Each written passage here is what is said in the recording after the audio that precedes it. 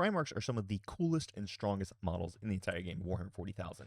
And they have a lot of unique properties that really dramatically just alter the army that they're leading. But which one is the absolute strongest? And I can tell you right now, they're all strong and all are worth taking.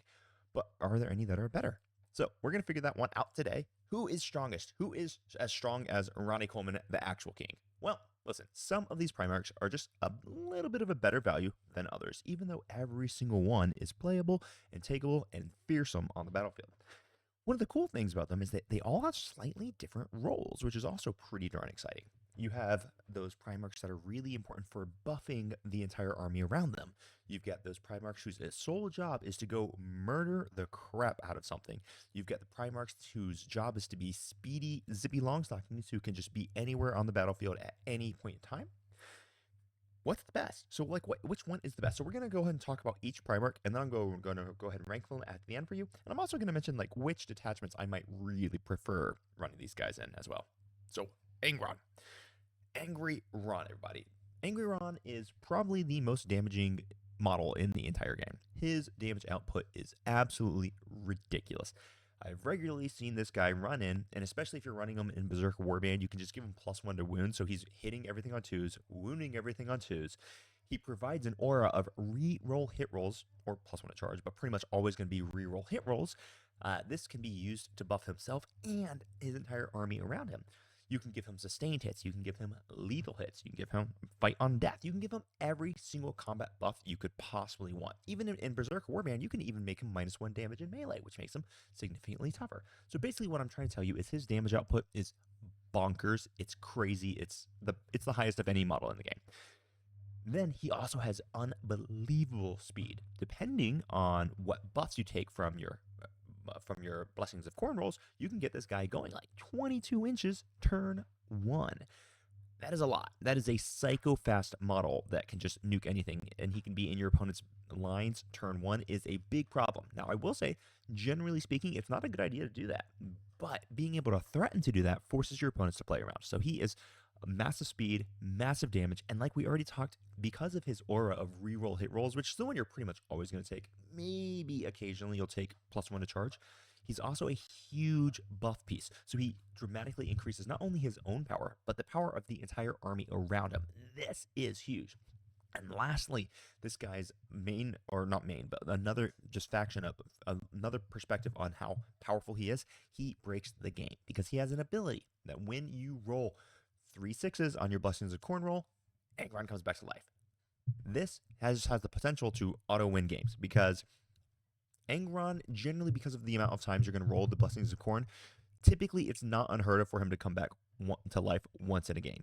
If he comes back twice, it's very challenging for the World Eaters to actually lose because this is a incredibly powerful and expensive model that just keeps coming back to life. Most of the time after he's been dealt with once, your opponent's going to be really, really struggling to deal with him twice. If he comes back twice and he's alive for 3 times total, there's almost nothing that can handle that. So he just has the potential to win games because he breaks the fundamental rules of the game, which is once you're dead, you're dead. And then he has a few weaknesses as well. So it's not all like amazing. He is pretty darn squishy. He's only a T11. He's got a 4-up invulnerable and a 2-up armor save. 16 wounds, but that's really not that hard to chew through when you really think about it. Every time someone throws grenades, it's 3 mortar wounds. Every time you get tank shocked, it's going to be 3 to 4 mortar wounds.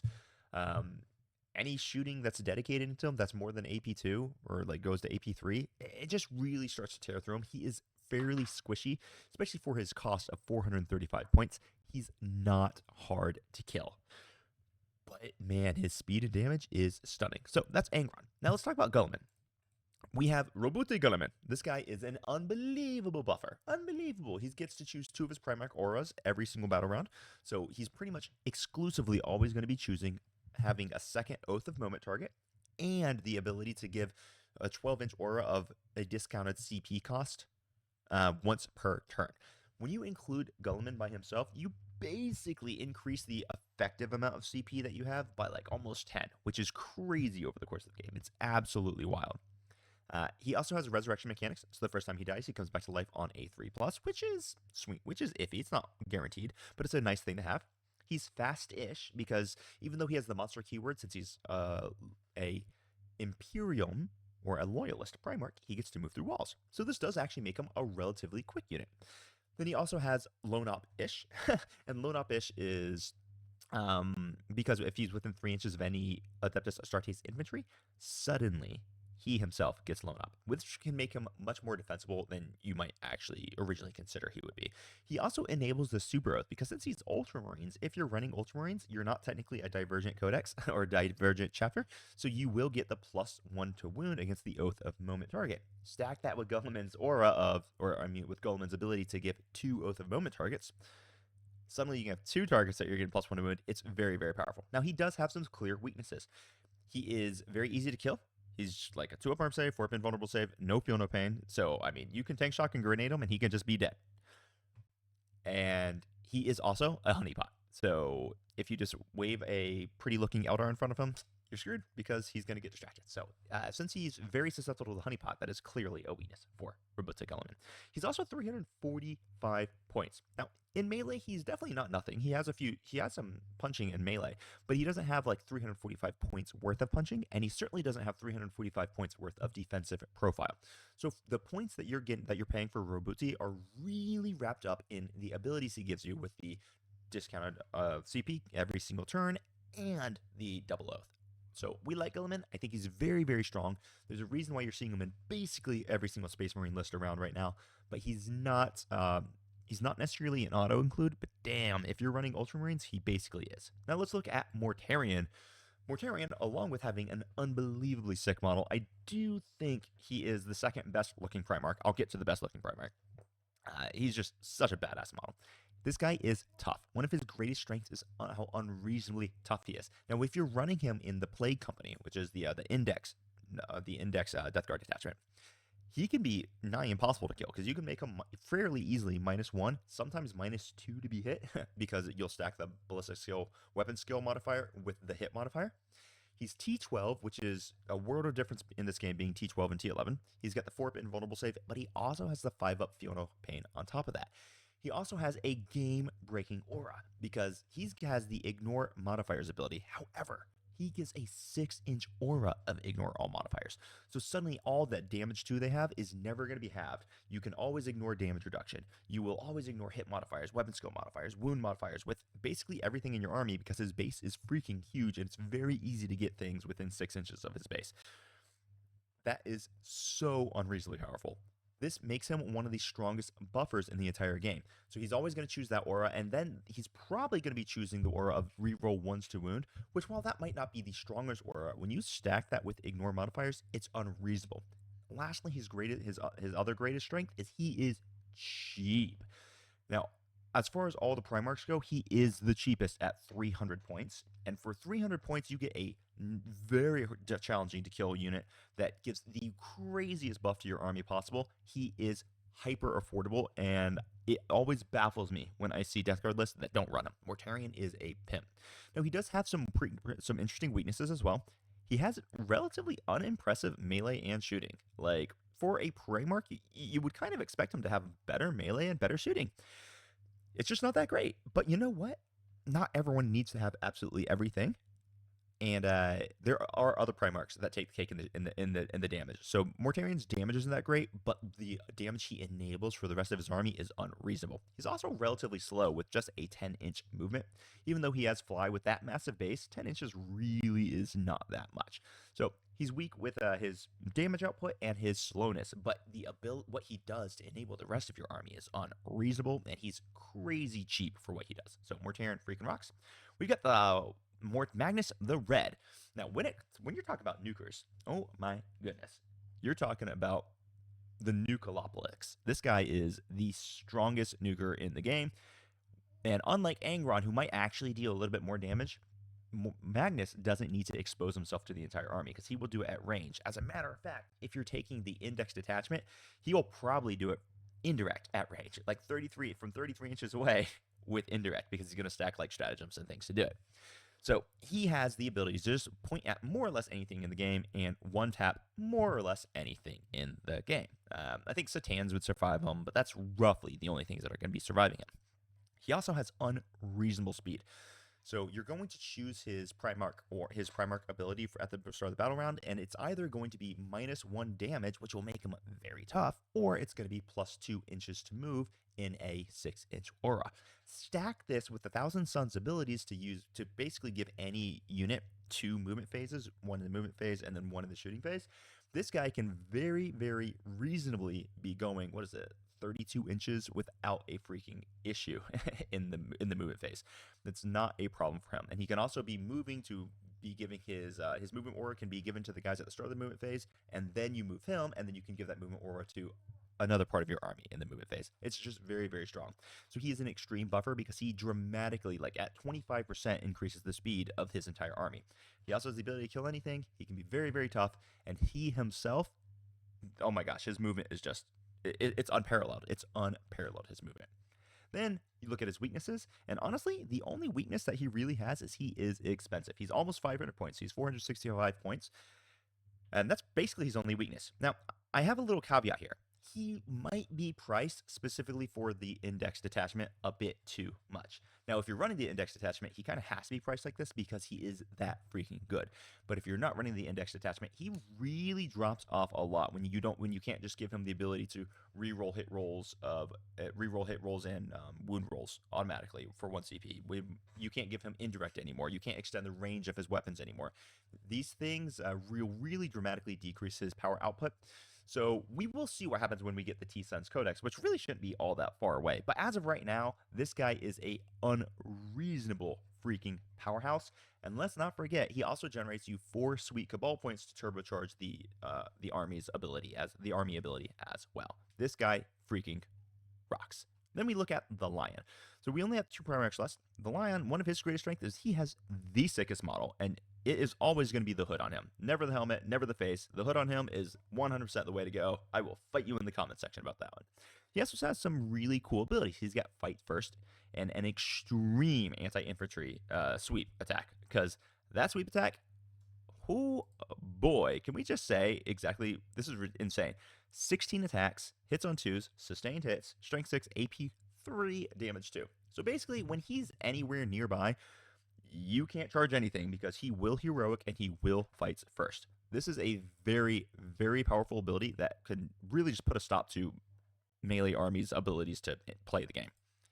He also has a 3-up invulnerable save, which is the best invulnerable save in the entire game. That's not like a Shadowfield or Makari, who can't re-roll their invulnerable saves.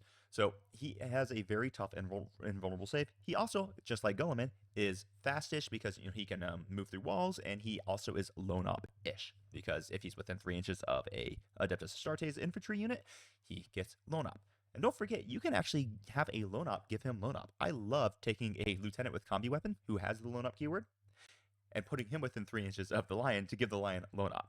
Another cool thing that you can do with the Lion is you can just start him in deep strike, rapid ingress in him in, heroic in when your opponent charges, and then fights first and get up the battlefield exceptionally quickly that way. So lots of use cases for the Lion. Now, he has a few more weaknesses than some of your other Primarchs. He is relatively expensive for what he does. Sorry, let me put his price down there. It's going to be 315 points. He has no super effective Primarch auras. Now, his interfere with stratagems aura is actually quite good. So basically what it is if you're within 12 inches and you want to use a stratagem, you have to pass a battle shock test. Or a leadership test, I can't remember. It kind of doesn't matter. But if you fail, the stratagem doesn't go off, and the CP is still spent. And I do believe it's actually Battle Shock. Let me just look that up real fast, just so I don't tell anyone incorrectly. Yeah, it is Battle Shock. So actually, that's not bad, because it can also cause Battle Shocks on the opponents. And that is very good, but you got to remember that the Lion doesn't have any innate Fiono pains. So just like Guilliman, if you throw grenades at him, if you charge him, if you throw a squig bomb at him, he just dies, which means he pretty much always needs his other aura on, which is a 6-inch aura of a 4-up Fiono pain against mortal wounds. So he really needs that to really be able to survive too much. So it's kind of tough to basically decide what you're going to do with him, which aura, and it really does make things a little bit tricky. And then another weakness, I'm just going to write it, it's also a strength, is his 3-up invulnerable save. Since he's got no Fiono pains or anything like that, and he has no resurrection mechanics, you're basically living and dying by the dice. Basically, you got to assume he's going to shrug 2/3 of damage that comes into him, so hopefully your opponent can't push enough damage through. And he's not particularly great into monsters and vehicles. He does have a strike profile, and the strike profile is not bad, but it's not going to be one-shotting or at least a lot of monsters and vehicles. It's going to be 8 attacks with lethal hits, strength 12, AP 4, damage 4. So it's got great AP. Damage 4 is a pretty good profile, but it's only 8 attacks. It's strength 12, so it's not necessarily going to be popping a lot of battle tanks with supreme reliability. And for 315 points, it's a little bit hard to use him sometimes, but he's still really good, and he still presents a huge problem for your opponent. Then we look at Fulgrim. This is the last Primarch, and then I'm going to rank for you. Almost impossible to charge this guy because he's going to give himself fights first, and he has some seriously decent melee profile for having fights first. He just innately has sustained hits 1, depending on which detachment you run him in. If he's in Coteries, for example, you can get him lethal and sustains on 5s. He has innate advance and charge, so he's very fast because he's base move 16. And he just always has advance and charge and shoot and charge. And then he also has a really cool and interesting mechanic called the poison effect. So he gets to continue to damage enemies after death. Every single shooting and fight phase, you select one of the units that he has damaged, and then in both players' command phase for the rest of the game, every command phase on a 4-up, that model takes D3 mortal wounds. So even if he does die, whatever he damaged is gonna die, because it's just going to continue to take that poison damage every single command phase, and it is a lot. And then he's got some serious weaknesses too. He's relatively squishy. He only has a 2-up armor save, 4-up invulnerable save. He has T11. He's got no damage reduction. He does have an aura that can make him -1 to be hit, but you're pretty much always going to be giving him the aura to give himself fights first, I would assume. He provides effectively no buff to the army, so he's just kind of a beat stick on his own right, but the army is going to be playing basically agnostic of him. He's got a much better looking 30k model than he does 40k model, although I like his 40k model. His 30k model is just way cooler, so that's a huge negative there. And then we also don't have a fixed cost on him. I know some YouTubers are saying they know the cost of him right now, but I don't listen to anything until GW releases it. So perhaps in a day or two, we're going to get his actual cost with the balanced stat slate. So guys, these are all of the freaking really cool Primarchs, and I'm just going to do a quick ranking here for you just to see, just so you know what I think is the best, and so you can kind of plan for your games. So personally, I rank Angron as the #1 Primarch. I think Angron is useful in literally any World Eater list that you could ever make, and he's always going to be buffing the army, and he's always going to be a terrifying nightmare of destruction unto his own. Then I like Roboute Guilliman. Now, Roboute Guilliman isn't nearly the beatstick Angron is, but the amount of turbocharge that he provides to any Space Marine list he is in is just dramatic. Number 3, I go for Mortarion. Mortarion, his cheapness at only 300 points and his ability just to give ignore modifiers is just game winning a lot of times. Oh, your army special rules that you have stealth? Well, luckily my entire army ignores your army special rule. That is just a nail in the coffin right there. Then in 4th place, I'm going to put Magnus the Red. Now, I have a caveat here, okay? If we're talking about Magnus the Red inside the Index T-Sons detachment, that Magnus the Red is likely the #1 slot. The problem is the Index detachment will be changing with the Codex coming out, and I don't think we want to rely on this Primarch being good only in Detachment X. The other Primarchs are good in multiple detachments, so I'm going to put Magnus the Red in 4th, but if we were referring to him in the Cabal of Sorcerers, which I think that is the Index detachment's name, then he would be by far the best Primarch there. Just the ability let him blank damage, and he's half damage, and you can CP reroll damage, and now he can shoot indirect, and he can extend the range of his guns by 9 inches, and it's just so many buffs that he can have, and he gets to fully reroll all hits and wound rolls. It's just wild the options he has in that detachment, but I'm not going to assume that you're always going to be in that detachment just because we're going to get a Codex and things are going to change. So Magnus, I'm going to put him at 4th for right now, with the caveat that he would be at 1st if you're talking about the Index detachment. Then we look at the Lion in number 5th place. The Lion is awesome. He actually slots into a ton of different detachments really, really well, but he just doesn't have quite the oompha of some of the other Primarchs. So he slots in slot 5. This doesn't mean you shouldn't run the Lion. I run the Lion. I think the Lion is very, very good and very, very interesting model. It's great to have a unit that can just shut down the opponent's melee phase, and that's what the Lion does. And then lastly, I'm going to put Fulgrim in the last slot. And the reason why I'm doing this isn't because Fulgrim is bad. He's not. He actually causes quite an issue. He's more or less unchargeable, which is huge. He's exceptionally fast. He's going to be causing problems for the enemies, but he really doesn't provide much synergy with his army, which means he just doesn't necessarily solve problems I think Emperor's Children really need to be solved. Now, I might eat my words here because as Emperor's Children are going to get more reps, we're going to see it performing at tournaments, and I'm going to get more reps into it. And with it, I might change my mind on this for right now. But for now, this is going to be the final ranking that I'm going to be putting the Primarchs in. I would love to hear your opinions. Where would you rank the Primarchs? Do you disagree with me? Do you agree with me? I'd like to hear why, and I'll discuss it with you down in the comments below. So guys, I'm going to end it today. I'm really looking forward to either tomorrow or Thursday when we're going to get that balanced data slate. I'm going to go live and I'm going to go through the balanced data slate in detail, and we're going to start breaking down the new meta of 40k together. Until next time, crump on. Bye-bye.